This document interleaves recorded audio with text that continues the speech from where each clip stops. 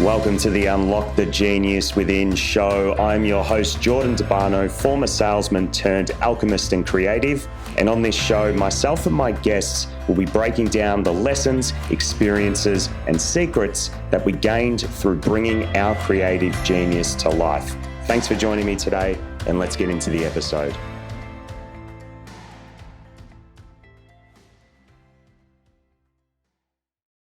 Welcome back to the Unlock the Genius Within show. And as you have probably guessed, there is a new intro there. So if you guys aren't following me on Instagram or Facebook, I just put out a little story earlier saying that there has been a change on this podcast that dropped in a few days ago while I was still in Bali. And I'm glad that it's shown its true message, because at first I'm like, really? A new podcast? I'm like, I just started this one. Didn't make sense. But then as I kind of let it germinate and assimilate, I was like, that's it. It's not a new podcast, it's just a transition for this one. So if you're unaware, guys, this podcast now, we're heading away from a model where it's like how to unlock your genius and how to bring it into situations like business or sales or leadership. And what I'm going to be doing now is actually documenting my creative journey, following my own genius. And there's actually going to be guests in the future too that I interview, musicians, artists. When I say artists, like writers, painters, entrepreneurs, people that have created something that has really come in from their superconscious, and they've followed through. And we're just going to break down the journey. My intention is that through teaching and like not even teaching, just sharing and talking freely this way, that you guys are inspired to go and follow your own genius in however that wants to come about. Yeah, it's going to be a lot of fun. It actually, you know what the great thing about this is? Sometimes intuitive nudges aren't great, but at first, but this one, when it landed, I was a little bit scared because I've had this story for a long time. I don't like sharing my personal stuff. That's just for me. And I'm just here for business and la, la, la. Like I had that story and it just wasn't true. It wasn't true because if I'm honest, I love sharing what I've experienced and what I learned as a result of that experience. And, looking back at kind of what happened throughout and then owning who I am today and seeing the changes, it's pretty amazing. So this show, there might be a few episodes a week. That's all I'm going to say. It might not just be a Thursday. There might be a few episodes. They're going to be a lot shorter, a lot sharper, a lot more fun, a lot more entertaining. And yeah, there's still going to be some gold in this. So buckle up. It's going to be a vibe. So today, because, it was an intuitive hit that came in that made me change this podcast. I thought the best way that we could start this transition for Unlock the Genius Within is actually having an episode about intuitive nudges and how they shake shit up, right? I'm going to be sharing my experiences with this. I'm going to be talking about travel in particular, because I've done some wild shit in the last few years. I've had some wild intuitive hits. I've not felt good about some of them. I felt amazing about others. I've felt attached to others. And I want to share basically what happened as a result of following through, quite vulnerable, to be honest. And just talk about, the lessons that I learned from it. Now, obviously you guys know that I work with business owners and I go into corporate and I teach a modality called creative development that helps them, listen to their intuition and let it guide them in business. I'm not going to be going into frameworks in this episode. Okay. So this is all just going to be experience. I will, drop little bits of gold, but more from, hey, this is what happened and this is what I learned. The business, if you guys are curious, there will be points in the podcast where I will talk about it over the next few episodes and beyond. But the business has really become a separate entity now. If you guys are curious where the business is going, I just dropped it a little bit earlier with what I was saying, but I'm taking this work into corporate. So for those of you that did unlock the creative genius or your creative genius, that has morphed into a new program, and that is going into corporate to help executives create business success with magic, right? So that has become the beast of its own. It's changed. My work isn't as available to small business owners now. It is really targeted at those big organizations or businesses that do have sales teams and teams and departments that they need to manage. So if you are wondering, okay, does this relate to what your business is about? Not really. My podcast is about literally everything I'm creating. I'm going to be talking about music, my writing, my travels, the guests' lives as well. So we're going to have amazing guests, as I mentioned earlier. So just want to bust that open. We're going to have a big, wide range of things going on. So intuitive nudges. All right. So here's the thing. So if I take us all the way back, some of you, it's kind of well documented what I did throughout COVID, but I went on a bit of a spree while we're all locked down. And it was after the agency shut. You've heard this story before if you've been following me for a while. The agency shut. I had this big awakening, come to Jesus moment.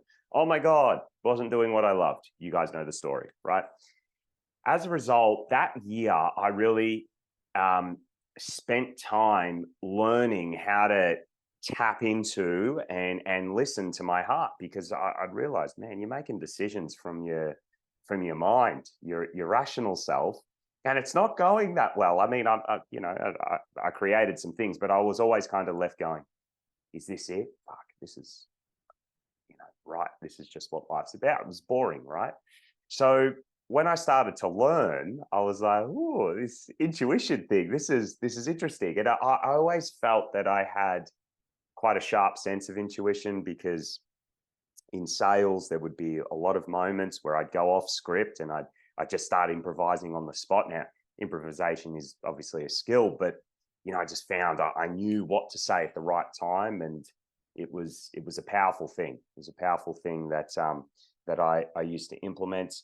I was a rapper for a while too, and I particularly enjoyed freestyle back in the day because it allowed me to just kind of, filter through what was dropping in from that place in my consciousness. But then there was a critical moment where I made the choice to go traveling in amidst COVID, and it was an intuitive nudge. And I'm going to talk about how I experienced it at first. So I remember, let's say, June, I believe it was. No, a bit earlier. It would have been May 2020. I was in my Port Melbourne apartment. I just started meditating for 2 hours a day. Just stupid, right? If you're meditating for 2 hours a day, sorry, but you just don't need 2 hours. But I thought, this is how you strengthen your connection to your intuition. But anyhow, back then that was my thing. Now I know it literally does not take 2 hours. It takes a couple seconds when you're really trained. But anyhow, different conversation. So I'm there 2 hours sitting, tapping in and feeling my heart and my bones and all kinds of things. And I saw this image of a map, right? I don't think I've ever told this story on Instagram or something, but I saw this image of a map, and it was of the world, of course, but I saw the coast of Australia really standing out. And I was like, shit, right. I'm getting a feeling, I'm getting a sense that I'm meant to go to Byron Bay. Now, obviously the coast of Australia, there's plenty of places, but by just looking at that map in this meditation, I'm like, I got a feeling I'm going to go to Byron Bay. And at first, my ego was like, nah, it's COVID, man. What are you doing? I'm just going to shut this door here. What are you doing, you whack job? You're going to go to Byron Bay while the world is shutting down, and while you've just told all your clients and your staff, that you've told your staff members your business is done, and you've just told your clients that you're just not going to be serving them anymore. You got no income. And it was like, yes, right? So I sat on my hands for, I reckon, a week. And then, I kept it in my head. I'm like, oh, fuck, man, I don't know if I can do this. I don't know if I can do this. But I remember after that week of really mulling over, like, am I really going to do this? I was something dropped in where I'm like, okay, fuck it, I am going to do it, and I just put a date to it. I'm like, I'm not going to be rash. I'm not going to do this like next week because I had commitments. I still had my lease to see out. I had my old office lease for the business in the Docklands to see out as well. So it was a bunch of shit that I still had committed to. So what I did was I negotiated with the place that I was at, and turns out I couldn't really do anything about it. I had to see it out and pay it out. Though I wasn't even using it, but love the guys, like they're great. Like if any of you are listening, I still love you, but yeah, it was expensive. And then of course, there was my place that I was staying in, and I had a few months left on that, so I had to honor that. And everyone was trying to skip out of leases at that point and make rent payments late. Luckily I was good for what I had committed to, and there was the fear right after I pay for all my expenses for these next few months. This door is creaking like shit, so just if you can hear that, we're just going to keep going. There's not a ghost in my house, so I promise you.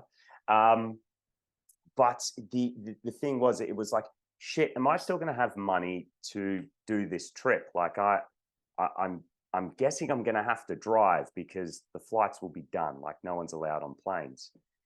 So I just held the intention. I'm going to Byron Bay. I don't know how long I'm going for. I guess it's going to happen by car. Like I'm making this up as I'm going. I'm going to have to get rid of my stuff pretty quickly once the payments are done and the lease is up for my place, because I'm not going to have anywhere to live. And slowly but surely, as the date approached, which was early November, but late October it was, late October, the stuff that I didn't need in my apartment just went really quick, like so fast. In the middle of COVID, people were just coming out, picking up stuff from my place. I'm like, sweet, that's great. One less thing to handle. There were friends in Sydney that had said, mate, like, come and see us on the way, and like, make sure you stay for a few days. So all of a sudden, I'm having places to stay. I wasn't staying at their place, but my journey up to Byron started to make sense. I'm like, I got Byron, so am I going straight, or am I going to stop along the way? And it was like, no, like friends are showing up and they're saying like, come down to Sydney, or come up to Sydney for a little bit and spend some time with us. So all of a sudden I was finding cheap places that I could stay in Sydney. I was in Manly for a little bit. That wasn't fucking cheap, but anyhow, that's a separate story. I was in Bondi, then I was in Cronulla visiting another mate. So it was all happening.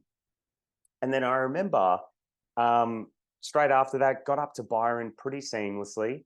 And when I got up there, it was by far the best decision I'd made, because while Melbourne was getting shat on with lockdowns, Byron was just free. Like if you've been to Byron, you would know what I'm talking about. Nobody gives a crap up there. Everyone's just doing their own thing. At this stage, I had my first rap album coming out. So I was around other musicians like every day. They were, busking on the beach. There were people like doing improvisation on the street with trumpets and didgeridoos and all kinds of things. It was so amazing. Still to this day, I have no freaking idea why I really went there. But if I was to make up what it was and why my intuition guided me to do it, I really believe just being in the energy of artists and people that were a little,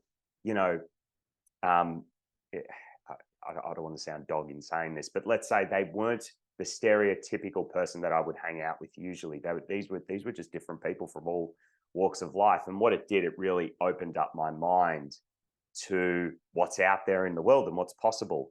So I was in Byron for a while, and I'm lounging around. I'm just rapping every day, making new songs, and kind of just waiting for this original mixtape to drop, and then I was getting ideas for my next album and la la la.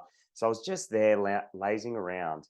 But throughout that time and just having that space to do music, what I was actually finding was how insecure and how strongly associated I was with my ego. Because, you know, literally I'd get up, I'd go and swim in the beach. My ego's like, good, you're keeping healthy. Then when like 9 a.m. would start and I go, right, songwriting time, this is when I'm my most productive. I would literally start writing a song. And as I'm writing the song, I can hear, you know, salesman Jordan, that identity that I built. What the fuck are you doing, you loser? You know, you gave up everything for this. You're a bum. You know, you've got your car here, all your stuff's in your car, and you got no career at the moment. What, you're going to be a rapper? Like, it was so wild what was going on in my head between November 2020, probably until I would say the end of 2021. It was so wild, the shit that I was telling myself, but I was really letting that voice have its way with me for that time. And I believe that now, in hindsight, at the time, I'm like, this was a fucking stupid idea coming here. Beautiful beaches and everything, but God, like, can someone just make me a successful rapper already? Make this voice shut up, right? It was like, shit, I need to start making some money to keep him quiet. But that didn't happen. You know, I had some fans, but you know, I wasn't by any means making a lot of money from it.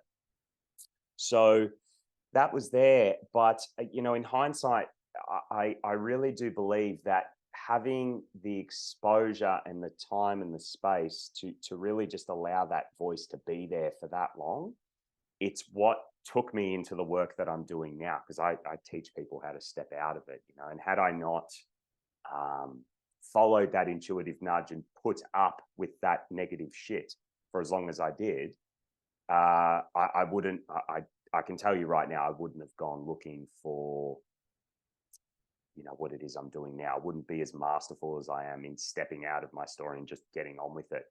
And, you know, it taught me, because through that time, I was doing a lot of healing work. I was doing a lot of work with mindset coaches and healers. Did it for, you know, a year and a half. But then eventually, the beauty of that time, I came to this fundamental conclusion. I don't need money or fixing or anything to give me a reason to rap. If I truly just want to rap, then I'm going to rap. I don't need to know why I'm rapping and why I'm in Byron Bay living this life. I'm just doing it because I love it, right? Now, it turns out later on that when I got the intuitive nudge to rap, that wasn't really an intuitive nudge. That was just my ego playing God with me. But anyhow, that's a different conversation. But the nudge to go to Byron Bay was real, and it really did open so much up. And I believe it was real because straight after that period in Byron was like coming to a close, I got the opportunity to go to Bali. There was multiple reasons I went to Bali. That's quite personal. I'm not going to talk about that here. Some of you do know, but it was, let's just say it was for business. And there was also someone I was dating overseas. And, you know, we both agreed that we were going to give it a shot. Long story short. So I went. Now, this is when COVID had supercharged. And I'm like, shit, fuck. Right, okay, am I really going to do this? I'm going to go to a place in the world where COVID is just even more intense, and there's probably the health system is even worse. Like, am I really going to do this? And I kept getting, it's true for me to go. Now, at the time, I'm looking for reasons why it's true. I'm looking for reasons. I'm going, is it because this is the girl I'm meant to marry and have kids with? Is it because this is going to be the next business that I'm going to really take and go big? Is there something in regards to rap that's over in Bali for me that I'm unaware of? I was asking so many questions and trying to find meaning, but the reality was, in that moment, I had no freaking idea why I was doing it. The answer was just, or the guidance was just, go to Bali. So I remember I get on a plane, you know, I applied to leave Australia like 4 times. I believe I sabotaged the first three, and finally on the fourth, I was just focused on getting to Bali, and eventually that's what I created. The first three, I was very much in the headspace of, I'm scared this is not going to happen. So I created it not happening. Uh, so I get on the plane, I quarantine in Jakarta for like 7 days. That was okay. It kind of sucked, but yeah, it was tough. But after that, I get to Bali, some shit goes down, doesn't work out with me and this girl. And I'm working on my next album. It's kind of a mess. I've got a lot of momentum. I'm not feeling great though about my rap career while I'm in Bali. And, again, I'm thinking, why am I here? This isn't feeling great. Things have gone wrong here. Yet I'm here. I'm making rap music. I'm still living the life I was living in Byron, only cheaper. So I guess that's positive. Why the hell am I here? And it didn't make sense. But I kept going. I'm like, I'm going to assume that I'm here for a reason. Anyhow, I'm there for about 4 months. And then I get another intuitive download. Head out to America. I'm like, you got to be fucking kidding me. I was excited, but terrified. I'm like, the States? Man, really? Like, it's really bad over there. Followed it, went. All of a sudden, I'm on this world voyage. The States, I'm in Chicago, I'm in New York. Thick of COVID, right? I was in LA, Philly, just Washington, just doing all of this traveling, right? My rap album drops while I'm away, music videos and all. Then I head back to Italy. Then I go to Italy. I get a nudge while I'm in LA. You're going to Milan to watch some soccer. You're going to revisit your roots. So I'm out doing all of this travel, and it was fantastic. And I'm very kind of unaware of why I'm doing all of this. And it only was until I came back to Melbourne after all that time that I looked back and went, there was no meaning to any of it. It was just that you wanted to travel, and you wanted to travel because you love it. That was the whole point of the intuitive nudges, for you to realize, hey, you're just getting these nudges to go for no reason. And that's great, right? And if I look back on that time, that was the grand opening to me becoming a true creative, creating things for the sake of creating them. Like now, at the ripe age of 30 next month, I finally understood that, businesses, books, all this stuff, right, that I've done, like it's just the rap, even though it probably wasn't exactly true for me to follow through and do it the way I did it, all of it was just to create it. Whether I became a professional rapper, whether my last book, The Salesman, the Smuggler, that did very well on the bestseller list. I didn't know that was going to happen, but it didn't really link to my business after all. So I was kind of in limbo after that launch. There's been so much that I've created that I've tried to assign meaning to. And at the end of the day, I always come back to the same conclusion, that intuitive nudges just get you to go for what you love for the sake of the love for it. And that's it, So now when people ask me about that time when I share about my Bali trips early on, I just say, like, it was the best choice I made, because it just opened me up to living life for the sake of living life. No meaning, no reason, just creating for the sake of creating, because travel is something that I love. I still don't know why I love travel, guys. Like, these experts out there, you got to have a strong why. Fuck why. You don't need to know why. You just need to know that it's true when you go. For the majority of my personal development time, in seminars with coaches, Jordan, get to the why. I could never fucking work out the why. And when I had a why, it was a lie, right? That all rhymes. But it's true. I'd make it up. I'd go, that's my why. I'm being very responsible and honorable. It's like bullshit. It's like, no. It's like, who cares why you're doing it? If it's just for the love of it, great. You don't need to know why you love it. Just go and do it. And that was the magic of that time. And more recently, I got an intuitive nudge to go back. I literally just got back this week from Bali. When I got the nudge, I'm like, oh, really? I've been back there twice. I went that time in COVID, and then after the European trip and the America trip, I went back to Bali, stayed there, hated it. And it's like, why the fuck are you sending me back? Intuition, I don't want to listen to you anymore. But it was like, I'm just going to assume once again that it's just true for me to go. Now, this time there was more clarity on what this trip was teaching me. So I went over, I'm doing hiking, I'm going snorkeling, scuba diving, I'm hanging out with a bunch of really cool people from Germany, from the Netherlands, from Canada, from Russia, from America, like making friends left, right, and center. And again, I'm thinking to myself, man, I'm trying to grow a business right now. I'm working on my musicianship because I really want to create this next phase of my music career. My guitar's going well. I'm playing the piano better than I ever have before. Like, why are you tearing me away from this stuff? Anyhow, I'm over in Bali and I'm getting these nudges while I'm there to go to all these live music sets. So I'm going, and you know, there's young people everywhere at the locations that I'm staying. By the way, and the places I chose to stay was all intuitively guided. So I'm in like the party central. I'm in Gilly, I'm in Canggu. Uluwatu is not party central, but those two places I felt very uncomfortable. I felt like one of the oldest people there at these sets. But as I'm there and I'm watching these, you know, musicians from like Lombok and Jakarta just go at it, right? I'm getting inspired.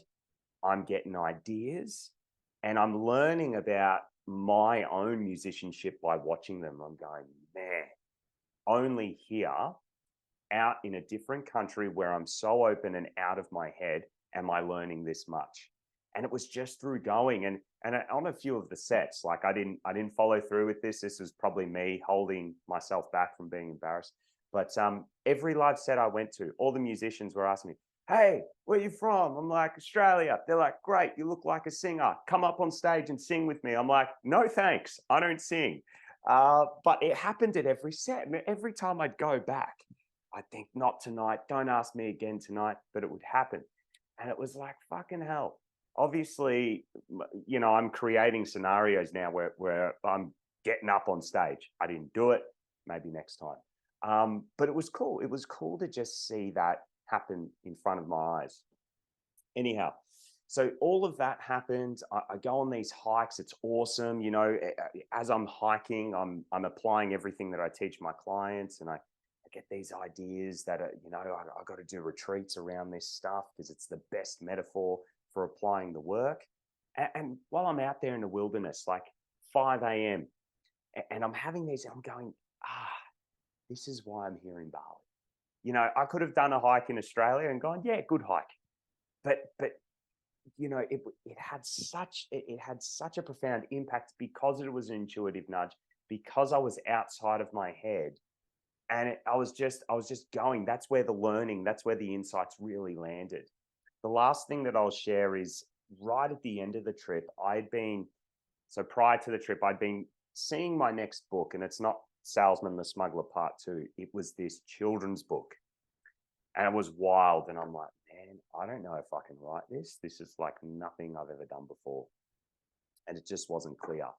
But while I was in Bali, when I arrived in Uluwatu, staying at one of my good mates' villas, I'm going to this location for breakfast every morning. And again, I'm sitting there, I'm having my coffee, I'm looking at the waves. And then all of a sudden, there's this music playing in the background. There's this flute, and I'm listening to it. And again, I'm outside my head, so I'm very receptive. I'm getting ideas about my book, and I'm going, man, I'm starting to feel the emotion behind this. So I start writing it down, making it up, and all of a sudden, I've got the theme, I've got the concept, and the first chapter's done. And I'm like, holy shit. I've started writing this freaking monster of a project. I had to go to Bali to do it, obviously. So, you know, we're almost running out of time here, guys. In summary, sometimes you know why you're doing things intuitively. Sometimes you know why. Sometimes you have no idea. But the bottom line is the main thing that I want to share, the main learning that I have through following my intuition is that it doesn't matter if there is a reason. You follow it for the sake of experiencing what you love. That's what I got to do. You know, all the places I got to visit, the books, the music, learning about myself, all of it has been so worth it. So yeah, that will wrap up this episode. Guys, I hope you enjoyed it.